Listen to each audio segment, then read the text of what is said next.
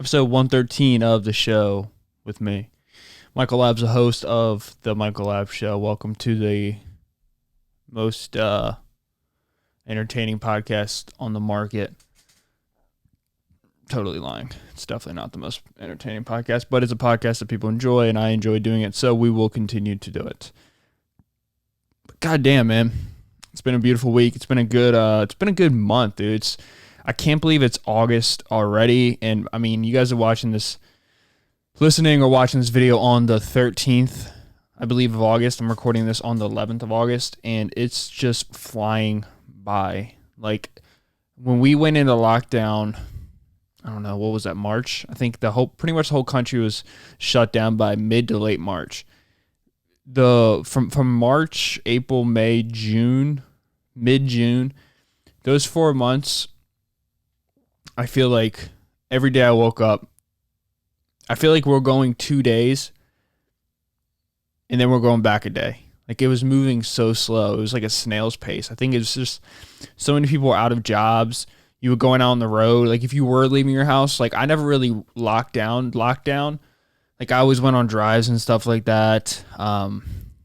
Just to get like my mind. I don't know how people can just, I know people still to this day that haven't left their house. Like, they leave their house once a week. I would honestly, I would go crazy. And I'm sure everybody listening to this show is right there with me. I would go absolutely insane. But it's those first 4 months, just, they went by at a fucking, like, a snail's pace. But, like, within these past 2 months, is 2.5 months, mid to late June to, now in August, it's just flying by now. And 2020 is almost completely behind us. And it's been a fucking bummer of a year, right? I hear that a lot. I think, and I will definitely agree with you. A disaster. I will definitely agree with, the people who say, and I agree with up to a point, that 2020 has been a disaster of a year. But at the same time, it's if you want to try to look at the bright side of it, it was about time.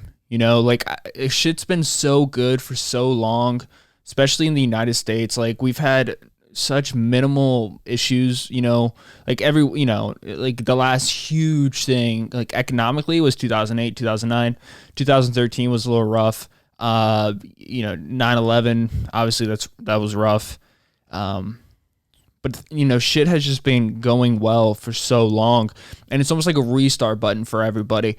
Like, it's been so rough lately, and you know what's even crazier? It's been rough, but it really hasn't been rough. Like the level of roughness has been for at least the Western world. So us, the United States, Western culture, Australia, Europe. Even during a lockdown, we still managed to keep stores open. Like, you could still go get your grocery stores. Like, dude, during the biggest pandemic we've had in a long time, where just, thousands of people are dying, millions of people are contracting this virus, you could still get a fucking Big Mac with large fries and a Coke. Like, you could still die from obesity during one of the biggest, like, pandemics we've had in a long time. Like, it's just so wild. It's such a silly year. It's been a silly year. Like, not even mad about it anymore. It's just, it is what it is. It's going to take a while for everything to bounce back, but I think once everything does kick back into gear, I think there's going to be, like, separation of social classes. There's going to be, like, those who wear a mask and those who still don't wear a mask. But it's going to be, it's like, it's reevaluating us. It's restabilizing people, honestly. I don't think we will take things for granted as much as we have before in the past. I hear people saying, it's spring of 2021, we should be back up and running. But also, I heard, you remember when this first went down, people were saying, like, Trump was saying, by Easter, everything will be good by Easter. The Chinese flu will be gone by Easter, and it didn't happen. Now we're sitting in the middle of August and it's still going on. I feel like it's kind of been dying down a little bit, but it's definitely still fucking happening. But I think once everything does die down a little bit and we get a vaccine, We figure out how to control this virus, whatever it is, however we dispose of this virus. I think we will have a different perspective on the world and just how fragile it is and just how good and how easy we had it for so long. I mean, if you don't consider 2013 a crisis, even though it was economically, I mean, we've had a solid 12 years of just flowing, dude, from 2008 to 2020, just flowing economically. Everything about this country just has culturally, obviously there's been struggles with that. And I think change is happening, which is a beautiful thing.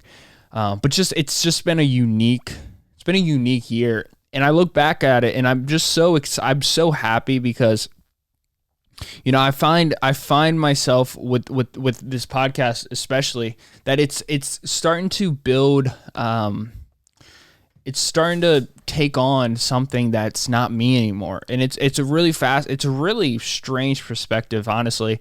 I do the podcast every Tuesday or pretty much every Tuesday. I try to film a podcast Tuesday, Thursday, and Wednesday or Friday, whatever. But I try to upload every Tuesday and Thursday.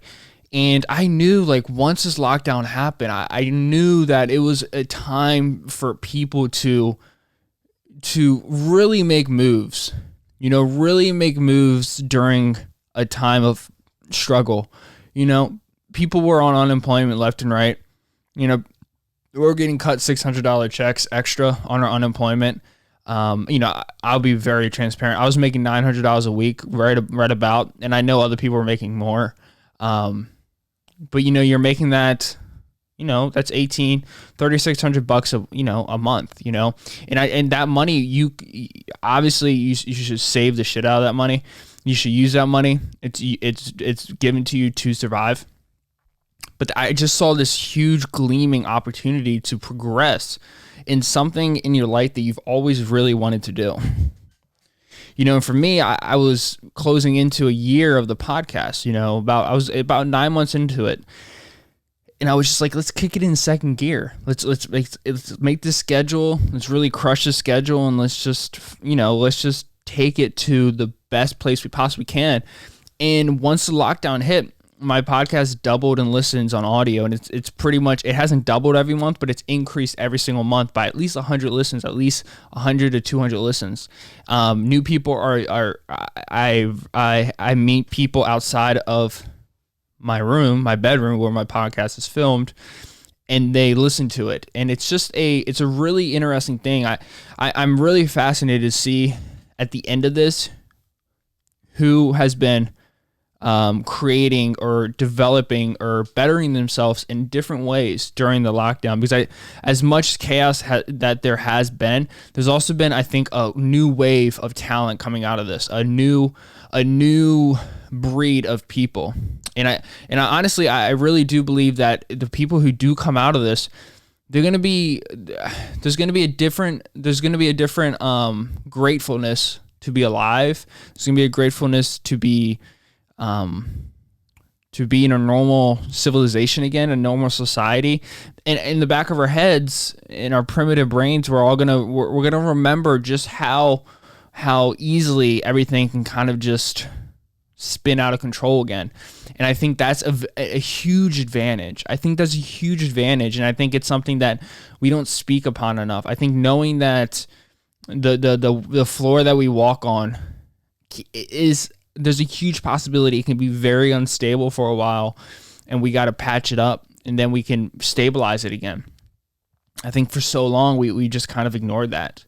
I hit the books really hard. I've been reading so much. About the history of civilizations. I've been watching a lot of documentaries, and it just really puts everything in perspective, just how beautiful it is to, even during this lockdown, even during coronavirus, even during these times that are, let's face it, a struggle for so many of us. And not just like a physical struggle, but like an emotional struggle, a mental struggle. Like I can't, I'm so grateful for the relationship that I have with my partner, but I can't imagine the people who already struggle so much with just being around their partner.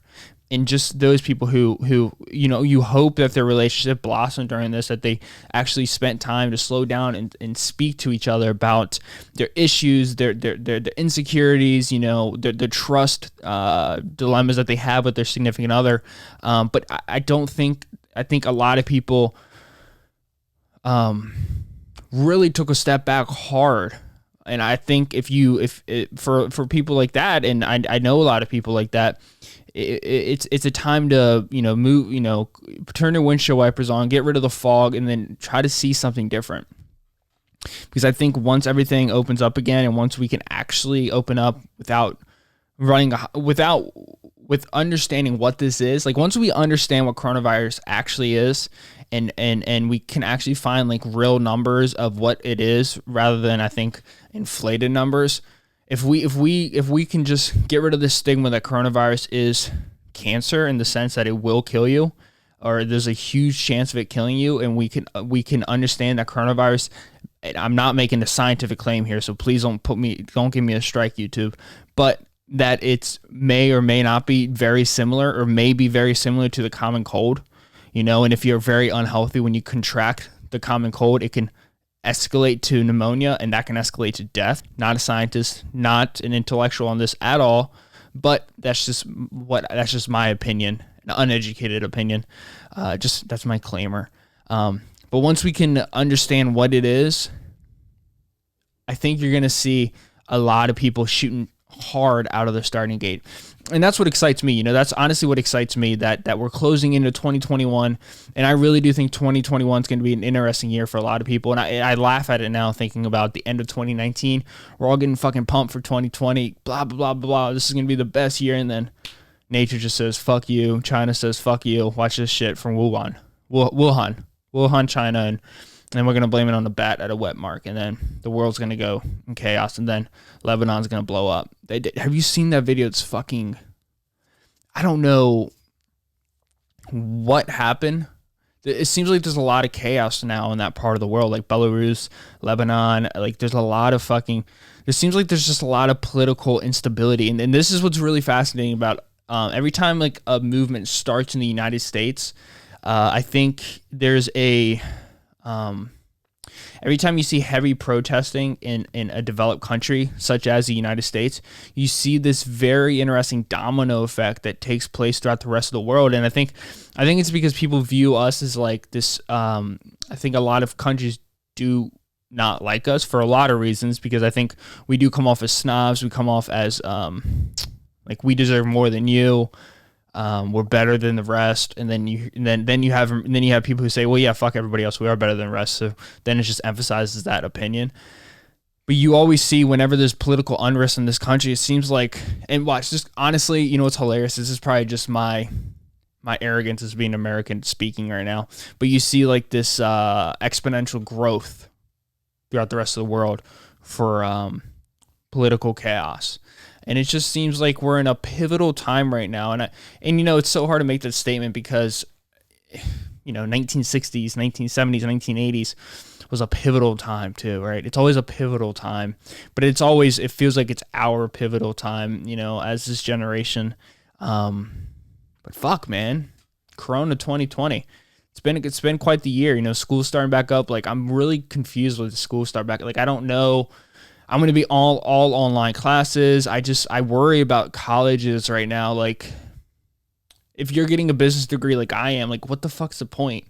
Like, there's a part of me that's like, what is the point of getting a college degree right now? Especially in like business or something like that, because colleges they already teach a lot of outdated stuff when it comes to business. When it comes to sciences, like legit sciences, not the humanities, but like legit sciences, I think they keep up to date as much as you can, because you're dealing with, studies that could affect human beings. You're dealing with healthcare workers that could affect human beings, the life and the safety of human beings. But when it comes to like business schools, I think you're already dealing with an outdated syllabus of what's taught and what's not taught. Like, the fact that there's not a huge social media class in every single business school that's not mandatory for you to take is crazy, right? There should be, tens of social media classes you can take at business school, but they're just not. So I do worry about that. Like our business system, right after everything starts opening up again, it's gonna be different, man. I saw a pop up. Let me see if I can pull it right here. U.S. bankruptcies on track for 10-year high in 2020. And that's what I think you're going to continuously see. And you see the businesses that are succeeding super well. It's the businesses that already had a shit ton of capital, but it's also the businesses that are already primarily, if not 90% or more, allocated to e-commerce. It's a completely different world we live in now. I mean, Jeff Bezos has made $80 billion within this past year alone. Elon Musk has made $20 billion. Bill Gates has made 10, 15, $20 billion. It's really fascinating because you run into this issue where the wealthy just gets wealthier, but the wealthier somebody gets means that their wealth is growing because of what they own is also growing. Jeff Bezos is a multi billionaire, soon to be worth 1/5 of $1 trillion, which is fucking. I mean, he's going to be worth $200 trillion by the end of the year if he doesn't sell off a shit ton of his stocks. His dude's going to be worth 1/5 of $1 trillion. I mean, that's mind-boggling. That's unfathomable. Like, that's so crazy to think. And it's a real dichotomy because you're almost like, fuck, why is he getting so rich? Like, he shouldn't be getting that rich. Like there's people struggling. But also at the same time, you got to understand that the dude is also hiring so many people. I think that's the thing, is like the reason why he's so rich is because his stocks are flying through the roof. He makes more money off of that because he owns, I think, like 40% of the stocks in Amazon. And as the business grows, they require more helping hands. More helping hands equals more jobs. So more jobs equal more families relying on Amazon to make money. Same thing with Apple. Same thing with Google. Same thing with Facebook. Twitter, Tesla. Like, it's a really fascinating thing, and I think it's just the backbone of capitalism. This is what happens. When a few people do really well, you find yourself in a situation where you're like, fuck, man, we got to keep them. But like, why the fuck are they making so much money? I don't know. And I really do worry about it. Like, going back to school, like just at the beginning of last semester when we were in person, face to face, taking classes, I felt this overwhelming sense of, fuck, I want to get this degree. Why do I want to get this degree? Well, because it's going to fulfill me. It's going to make me feel good. It's going to make the people around me feel good and feel happy. And I'm going to feel a sense of pride. And there was also a little bit of, I want this college degree because I think it will look good on resumes. And now I'm looking at it where it's cut and paste everything I said already before about, feeling good about myself, blah, blah, blah. But I look around and I'm like, well, what is the point? And I'm sure there's going to be still a huge pivotal reason why you get hired versus somebody else is because you have a degree and they don't have a degree. I believe that's still exists. But just everything's changing. I mean, every single thing is changing right now before our eyes. It's crazy. Man. But I was listening to a podcast yesterday with Bobby Lee and Andrew Santino, and they have a podcast called Bad Friends. It's a comedy podcast. I listen to a lot of comedy podcasts. I listen to you can tell the people I listen to. I think there's a lot of influence from the comedians I listen to, from the podcasters I listen to. I listen to, obviously, Rogan. I listen to Bert Kreischer. I listen to Tom Segura, Whitney Cummings. I actually love Whitney Cummings' podcast. She's a female comedian. She was on the TV show with Chris D'Elia. I think it was called Whitney. She's a brilliant woman. Like, she's incredible. Growing up in an alcoholic family. Maybe that's a good title. Watching Whitney Cummings. And I listen to a lot of podcasts, and I enjoy a lot of podcasts. I listen, like I said, Bobby Lee, Christina Pazynski with Tom Segura, Bert Kreischer. I used to listen to Chris D'Elia until all that happened. Brendan Shaw, Brian Callen. Who else do I listen to? I still listen to the lectures from Robert Sapolsky a lot. I listen to, that's about it. I listen to Theo Von, obviously his podcast, and also the King and the Sting. But I listen to a lot of Whitney Cummings' podcast, and she has, I think it's called, I forget the name of the podcast. I should look it up, shouldn't I? I'm sure everyone already knows what it is, though, so me looking up probably doesn't do anything for anybody. But Good For You podcast, which is a hilarious title. But I listen to a lot of her podcasts, and I listen to a lot of Christina Pazynski podcasts, and I like I like Whitney Cummings podcast a lot because she's very successful, and she has her guest on, and I don't listen to a lot of girls' podcasts, but the way that she does her podcast is so interesting because she really gets into the mind of her guest. And I really don't know what I'm explaining here, but she just did a podcast with Olivia Munn, I think her name is. Olivia Munn was an actress from, I actually just saw, we saw a movie, my girlfriend and I. It was with Sarah Jessica Parker, and Olivia Munn was one of the actresses in the show. I think it was like How Does She Do It or something like that.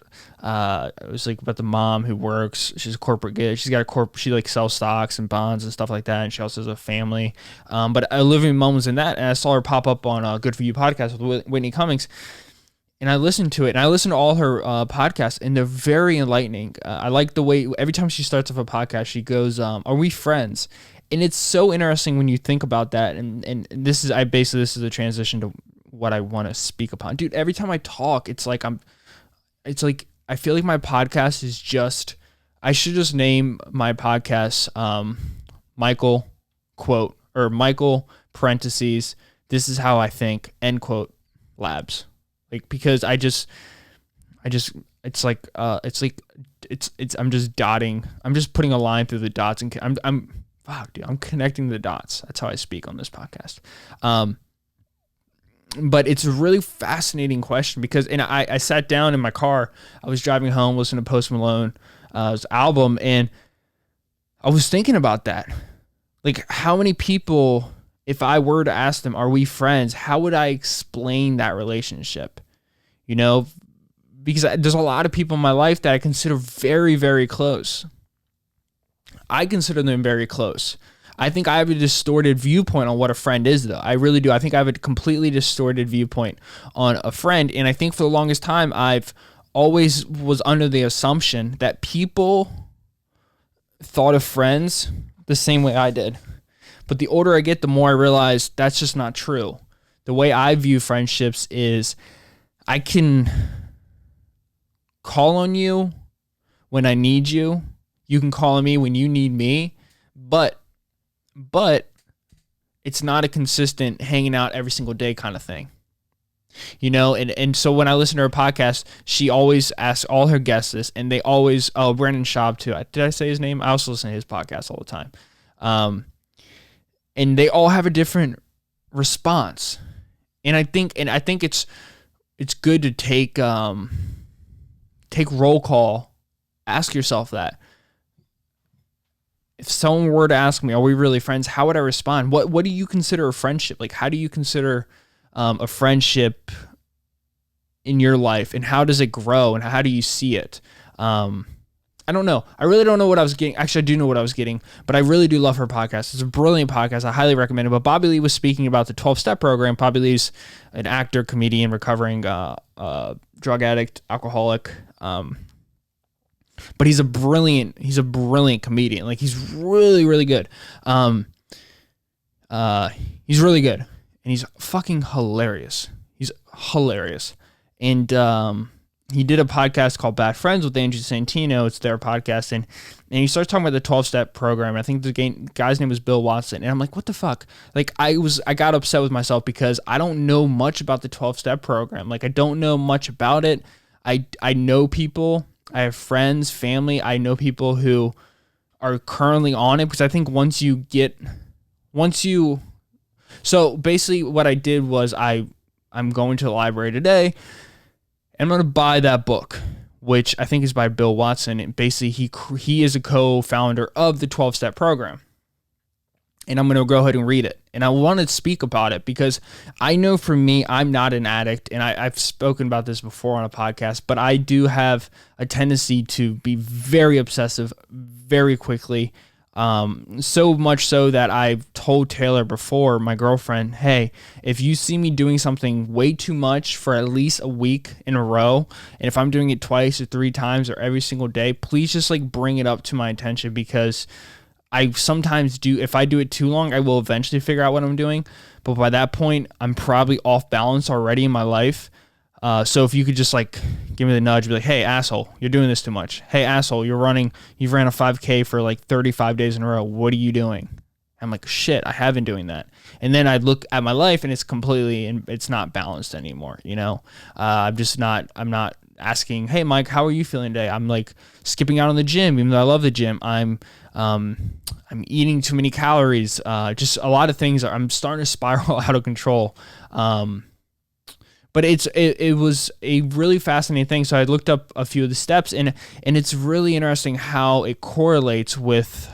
And look, I don't know if this is wrong. I don't know if I should speak upon the 12-step program when I'm not an addict myself. I don't know if that's ethically conflicting. And if it is, I apologize to people who are on the 12-step program or have been or is struggling with it. I do apologize, but I also want to speak about it because I find it very interesting. So a lot of it, at least a few of the steps, were basically you have to admit that you have an issue, which is always the hardest thing for anything, you know, for a relationship. You got to admit that maybe you've been slacking in your side of the relationship, and it's very hard. It requires a lot of sucking up your pride. It also requires you to give a little, which I think a lot of people, men especially, refuse to do. It also takes a lot of self-reflection. But it also takes the voice in your head saying, hey, man, you fucked up. You know, which a lot of people hate to do. People hate to admit that they fucked up, even though all of us fuck up every day. I fuck up at least one time a day. You know? Even if it's like a minor fuck up, even if it's just like me not tying my shoe all the way, so I trip and I fall when I'm running, like I did 2 weeks ago. But it was the idea that you have to admit that you have an issue, which I'm sure that's the hardest part. I'm sure that's fucking almost nearly impossible. Like if you're an addict, it's got to be nearly impossible to admit that you have an issue. You know, it's got to be a lot easier to admit that people around you have the issue. You don't have the issue. But once you do admit that, once you build up the courage, because that's a lot of courage. I mean, that's strong. Like anybody who's an addict or a recovering addict, and you admit that you have an issue, I'm talking a sex addict, alcoholic, drug addiction. If you admit that you have a real issue, God, dude, power to you. That's incredible. That's got to be hard as shit. And then you got to give up the power to something above you. You got to take yourself away from the addiction, away from the drug. You got to change that and then give it away to a higher power. And I find that part so fascinating. Because it's the idea that it intertwines religion again, right? I think so much of our life is so inconceivable at times, and it's so hard to wrap your head around this world and what life is.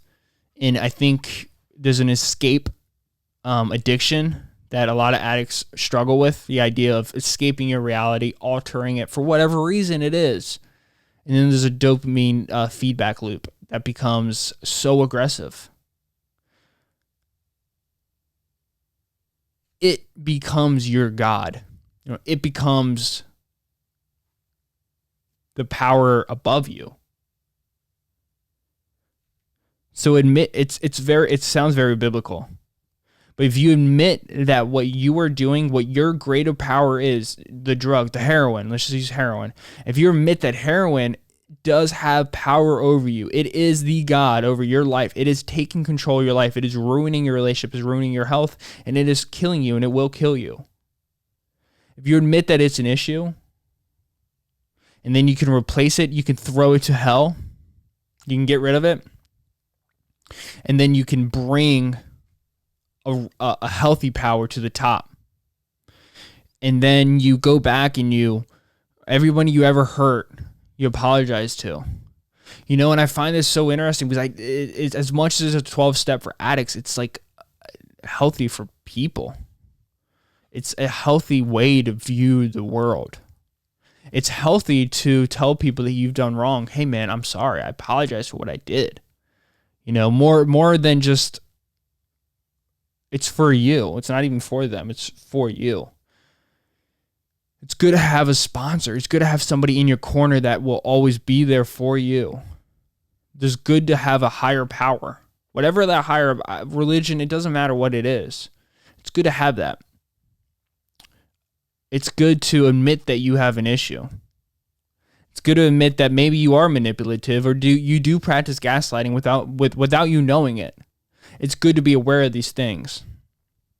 Anyways, I find that super interesting, and I'm gonna finish. I'm reading this DNA book, which is also super duper fascinating. It's a brilliant book.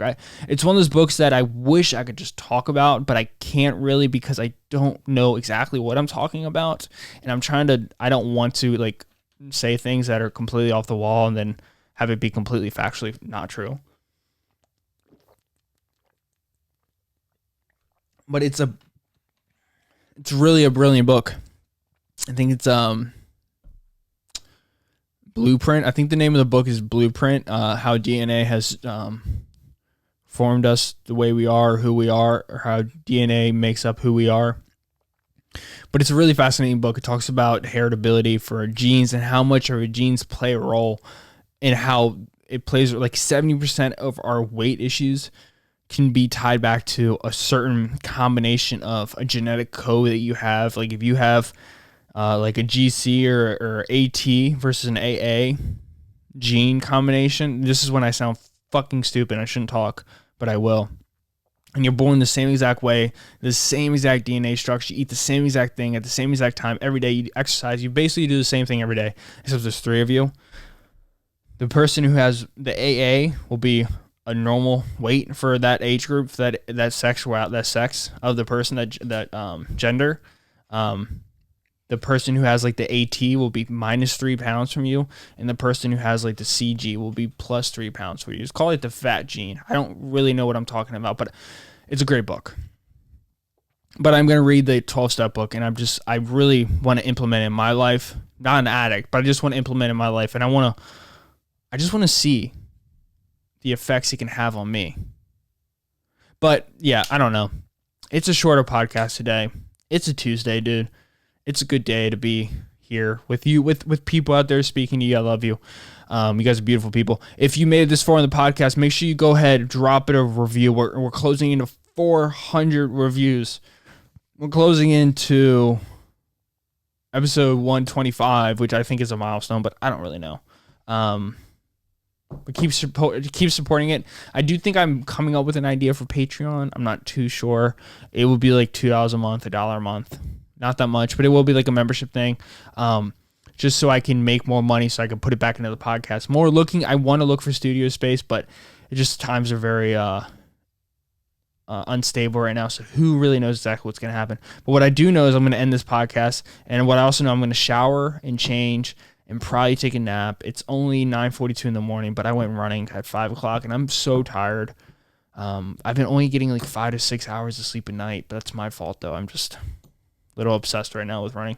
But I love you guys. Thank you so much for listening. I'll catch you guys in episode 114 of the Michael Live Show. Peace out. See you. Have a beautiful, beautiful day. Tell people that you love them a lot.